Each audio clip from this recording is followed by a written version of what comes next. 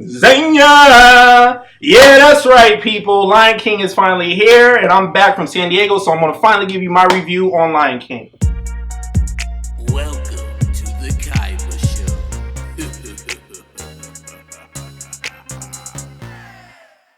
Alright, people, so Lion King is directed by Jon Favreau and is starring Chiwetel Ejiofor, Beyonce, Donald Glover, and our main man, James Earl Jones, is back as Mufasa. And you guys, if you've seen the 1994 movie, you already know the premise of the story is we have Pride Rock, Mufasa dies, Simba has to find himself, and that's all I'm going to say. You guys already know the story. I don't have to go through the premise. Now, let's talk about what worked for the movie. All right, let's start off by saying the visuals, the CGI, they were breathtaking, photorealistic. The visionary visuals, they were out of this world. It was almost like we were literally watching National Geographics. Like, that's how realistic the characters in this movie looked.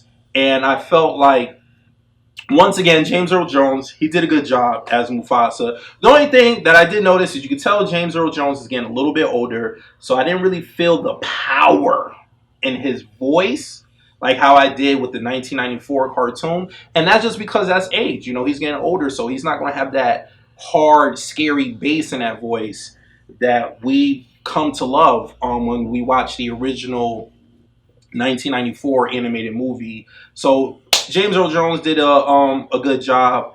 I actually was surprised with Donald Glover. I felt like he didn't do too bad. And what else did I like about the movie? I mean, it was pretty much literally shot by shot a remake of the 1994 cartoon. I know some people didn't really like that, but I actually did like that because that's one of the reasons why I wasn't too fond of the Aladdin movie, because they threw way too much in Aladdin that had nothing to do with the original animated movie. So I actually didn't mind that this movie ended up being almost a shot for shot the same reenactment. That's actually what I kind of wanted with the Aladdin movie, but they didn't give that to us. So with people kind of complaining with that, with this movie, I actually didn't find anything wrong with it. I didn't have a problem with it. So another aspect of the movie that I like, I really felt like Seth Rogen did a good job as Pumbaa. Timon, I'm not sure again who voiced Timon's voice, but I felt like those two, they were great. They fed off each other, and I really, really loved their dynamic in this movie. And that was pretty much, I felt like, what worked for the movie. All right, so what didn't work for the movie? Where to begin, people? First off, let me start off by saying this. I don't care. The Beehive, you guys could come for me. I don't care. Beyonce was not good. They should have just hired Beyonce to do the singing in this movie. They should have hired another actress to give us the emotions that was well needed and well deserved in this movie. Beyonce was too bland for me. And just in general, I'm not a fan of her acting. She just stick to singing. Everybody's not multi-talented, and Beyonce, unfortunately, just stick to singing and dancing. Acting is not in your repertoire. Chiwetel Ejiofor, I'm not gonna bash. He did a lot better. I actually like him better as a villain than the guy they hired to play Jafar. So I actually liked him a little bit better.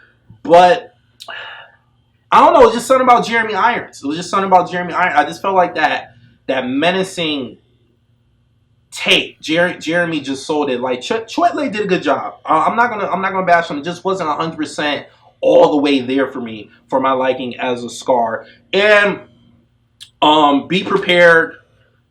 That wasn't even a song. First off, they cut it down. But my man was talking in the beginning. Like, he did like a monologue in the beginning. He talked through the song. Then at the part of the song where he finally starts to sing, then the song's over. It's like, that was what, 40 seconds, 45 seconds? That we needed more from that. I wasn't feeling Simba singing when he did his little song about wanting to be a king.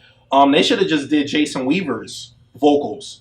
I know y'all got that in the Disney vault, so y'all could have just took his vocals that he sung and put it in there. So if it was the actual actor, the little kid that they got to sing it, I wasn't feeling it. I didn't feel that he wanted to be a king. I feel like he still wanted to be a prince. When Jason Weaver did it, I felt like he wanted to be the king. This kid still wanted to be a prince, so I wasn't digging it. Another thing I didn't like, the hyenas. That was one of the great things about the first movie. I love the hyenas. Whoopi Goldberg, Ed, the little crazy one.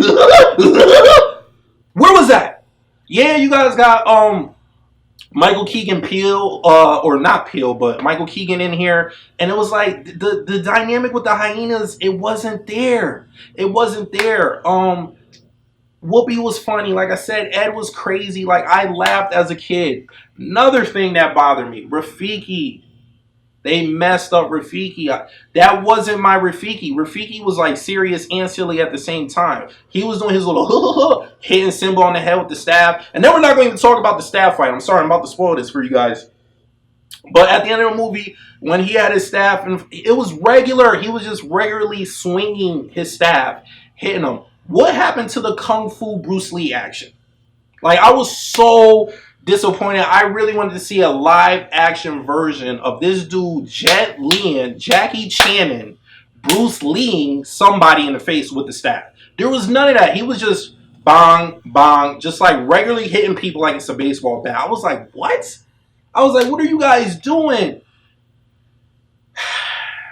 As I vent, there was just certain aspects of the movie where I felt like they didn't capture the essence.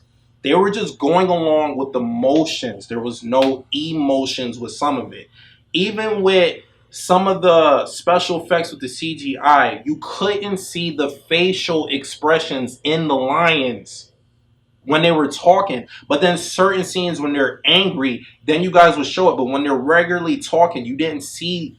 Like, it looked like Beyonce's voice wasn't going with the lion's lips. It was weird. It was like I was watching a dubbed Kung Fu movie. I don't know if I was the only one that noticed it, but it was just weird. I didn't get the emotions all the time. Yes, sometimes you got it. Sometimes you felt it. Then other times you didn't. It just felt bland. And that was a problem for me. But I will say this. It is a better take than Aladdin. But those are the things that didn't work for me with the movie. All right, people, my final thoughts on this. Overall, on the Kaiba scale of 1 to 10, I'm going to give this movie a soft 7. Soft 7. It was almost a 6.5. I'm going to give it a soft 7. The visuals were stunning, photorealistic. It was like we were really watching a National Geographic's version of Lion King with the animals being able to talk. Some of the elements of the 1994, they dropped the ball. Like I said, it was just like they was going along with emotions. There wasn't enough emotions in the characters, and that was quite a bit of a problem for me. So I feel like this movie is for this generations. Like, this generation of kids are gonna love this movie and eat it up. If you grew up on the 94 cartoon, like my generation and up, if you 100% don't have a problem with this movie, then you have an issue that you need to deal with, because this movie was not as awesome as the original. They cut certain songs out, made them shorter, put songs in. The Love Night song with Nala and Simba, it took place during the day. Can You Feel the Love Tonight took place during the day. So that didn't make no sense. Why are y'all singing Can You Feel the Love Tonight and it's a day shot? It should have been a nighttime shot like in the original card. There was just certain stuff that just didn't make sense, people. So yes, I still recommend you probably want to go see it. You know, there is some nostalgia with this movie if you grew up with it. So yeah, still go see it. But is it worth seeing at night? No, I say go see it during matinee. And for the kids' sake, you could probably get it on Blu-ray. So with that being said, if you like what you see, you want to see more, please subscribe to the channel and hit the bell button so you get notified every time I upload a video, and hit the like button, leave a comment at the bottom.